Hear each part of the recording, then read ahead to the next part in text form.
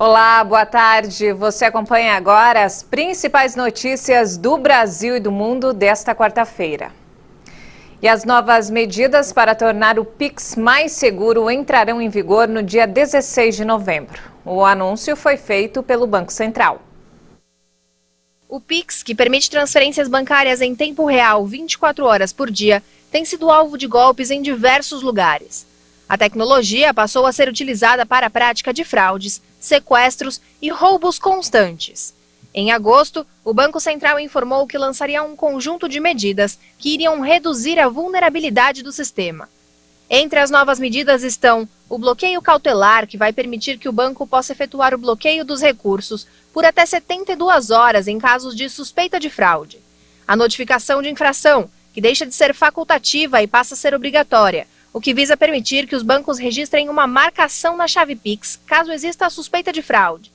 A ampliação do uso de informações para fins de prevenção à fraude, que permite a consulta de informações vinculadas às chaves Pix, além de mecanismos adicionais para a proteção de dados. Os bancos terão que definir procedimentos de identificação e de tratamento em caso de excessivas consultas de chaves Pix. Recentemente, o Banco Central informou que as instituições financeiras têm até o dia 4 de outubro para estabelecer o limite de R$1.000 para transferências e pagamentos realizados por pessoas físicas entre as 8 horas da noite e as 6 horas da manhã. O limite pode ser alterado caso o cliente peça, mas a instituição terá 24 horas como prazo mínimo para alteração. E agora uma notícia boa, olha só, o Brasil teve um saldo positivo de 370 mil novas vagas de emprego formais em agosto. Os dados são do Ministério do Trabalho. De acordo com os dados divulgados pelo Ministério do Trabalho, o Brasil gerou um total de 372.265 novas vagas de emprego com carteira assinada no mês de agosto. Segundo o Cadastro Geral de Empregados e Desempregados, o CAGED, os números representam um saldo positivo no nível de empregos gerados nos 5 principais setores de atividade econômica. Na primeira posição está o setor de serviços, que gerou mais de 180 mil postos de trabalho. Logo depois vem o comércio, que registrou mais de 77 mil postos, seguidos pelo setor da indústria, com mais de 72 mil vagas, e a construção, com mais de 32 mil. A agropecuária gerou mais de 9 mil novos postos de trabalho. O salário médio de admissão em agosto de 2021 teve queda de 1,42% na comparação com julho deste ano. E os Estados Unidos ficarão sem fundos em outubro se não elevarem o teto da dívida. A advertência foi feita pela chefe do Tesouro americano. No Senado, a oposição republicana se recusa a aumentar ou suspender o teto da dívida. O Departamento do Tesouro dos Estados Unidos esgotará todas as medidas para manter o funcionamento do governo até 18 de outubro. Depois dessa data, vai ficar sem fundos suficientes, a menos que o Congresso eleve o teto da dívida. A advertência foi feita pela secretária do Tesouro, Janet Yellen. É incerto se poderemos continuar cumprindo os compromissos da nação depois dessa data, afirmou Yellen em uma carta aos congressistas. No Senado, a oposição republicana se recusa a aumentar ou suspender o teto da dívida, apesar de ter pressionado por esse tipo de medida quando o país era presidido por Donald Trump. Na última segunda-feira, os republicanos bloquearam uma tentativa dos democratas de aprovar uma suspensão do limite de endividamento por 14 meses até 2022. Sem recursos, o governo federal pode ficar impossibilitado de pagar os funcionários e aposentados, assim como de honrar suas dívidas.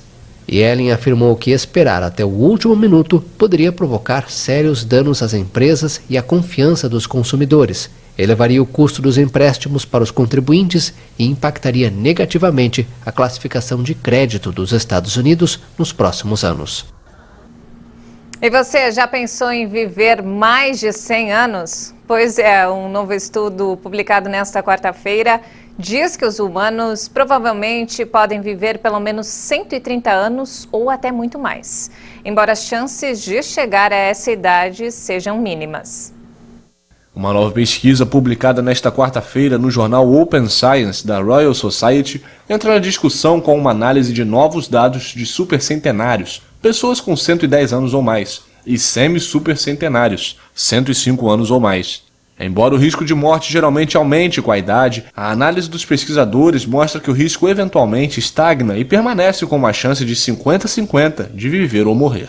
De acordo com cientistas do estudo, a partir dos 110, a pessoa pode pensar em viver mais um ano como jogar uma moeda. Caso saia cara, a pessoa vai viver o próximo aniversário. Do contrário, morre em algum momento do ano seguinte. Com base nos dados disponíveis, parece possível que os humanos possam chegar aos 130 anos. O estudo diz que, na verdade, se esses resultados forem extrapolados, isso implica que não haveria limite para a expectativa de vida, pois sempre poderia sair cara no lançamento da moeda. O estudo foi baseado em um banco de dados publicado recentemente pelo International Longevity Database, que cobre mais de 1.100 supercentenários de 13 países, e outro da Itália, com informações sobre todas as pessoas no país com 105 anos ou mais, entre 2009 e 2015. Mas, embora em teoria possamos viver além de 130 anos, isso não significa que algum ser humano irá alcançar a idade em breve. Para começar, a análise se baseia em pessoas que já realizaram a façanha de ultrapassar os 100 anos.